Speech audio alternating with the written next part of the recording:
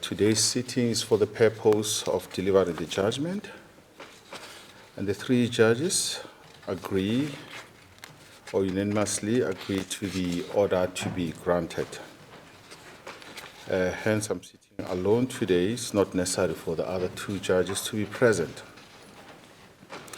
I'll read the summary for the benefit of the media in the reporting of the case, and this summary does not form part of the judgment. And a copy of the judgment will be made available to the parties, and those who are also interested in the copy of the judgment will contact my secretary. The summary goes as follows.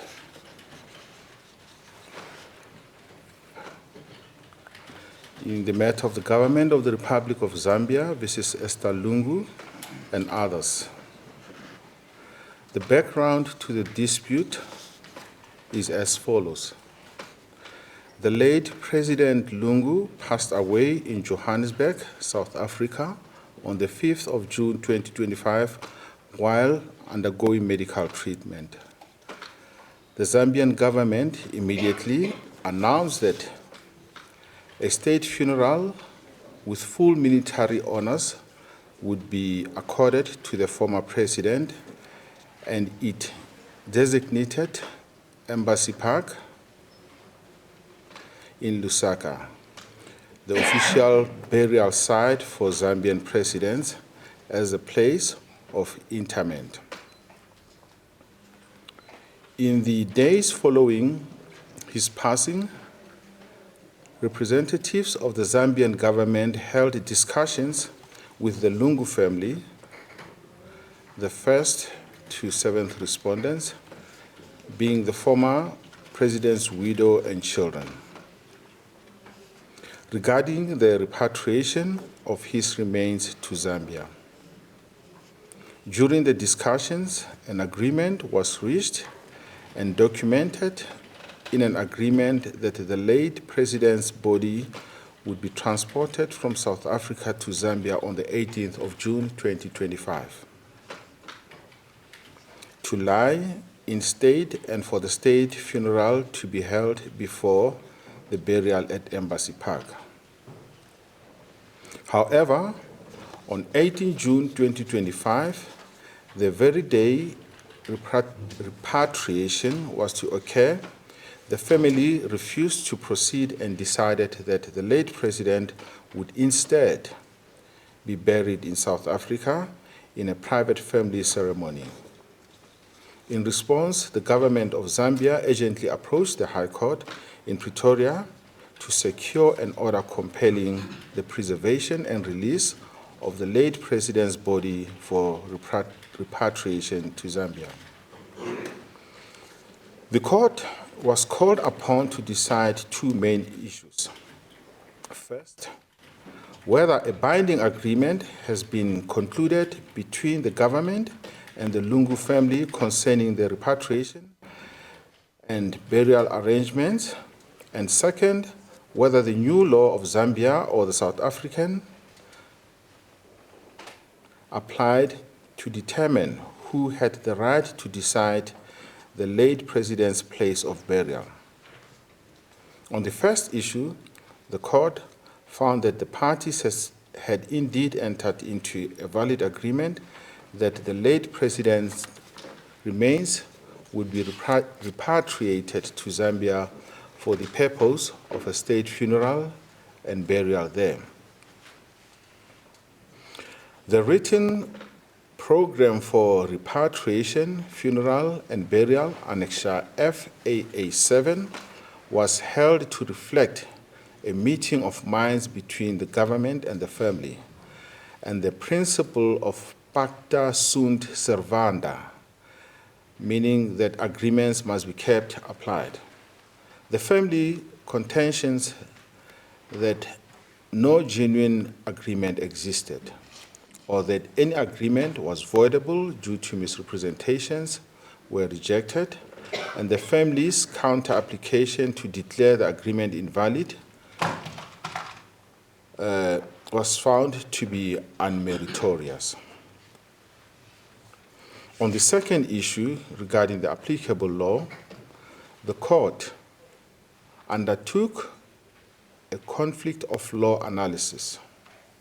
Although the dispute arose in South Africa, being the country where the death occurred and where the remains were located, the court determined that the legal system with the closest and most real contention to the matter was that of Zambia.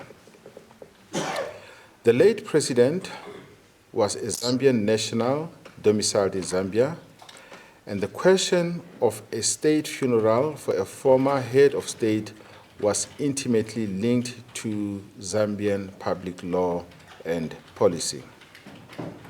The court held that under Zambian law, and as a matter of public policy, a former president's personal wishes or the wishes of his family cannot outweigh the right of the state to honor that individual with a state funeral and burial at the official site designated for national leaders.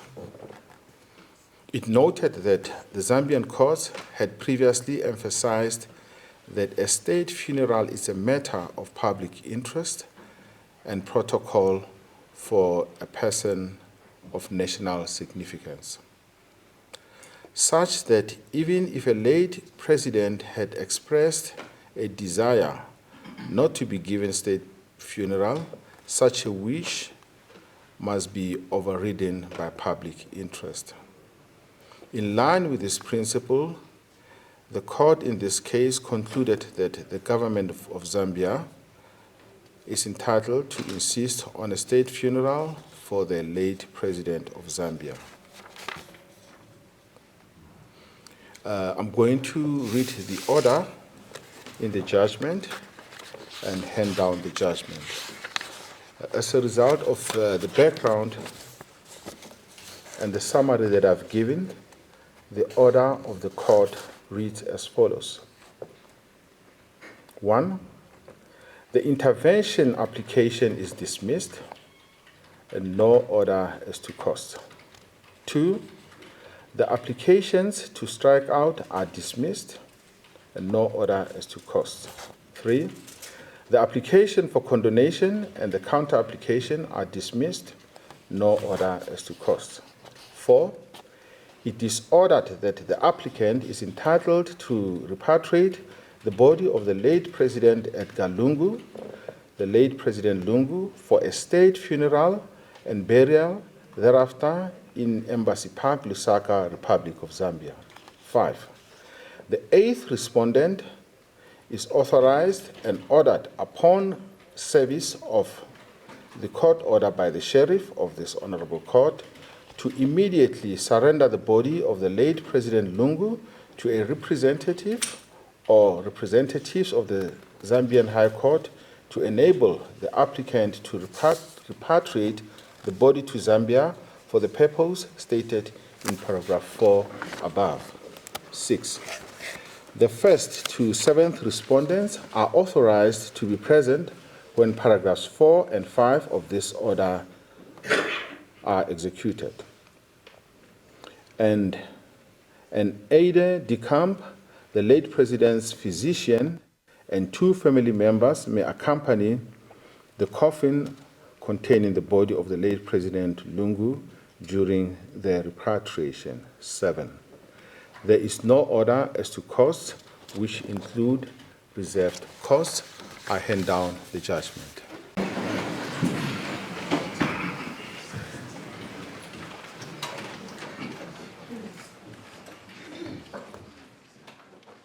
The court here at Pretoria, South Africa, has just handed down the judgment and the order in favor of what the government of the Republic of Zambia had requested the court to do. As I indicated earlier in my statements to the media and the international community and our national community, it's not winning.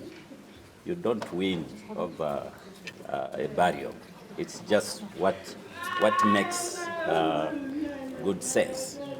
That the president or former president of the Republic of Zambia should be buried in his own country, the country where he was president.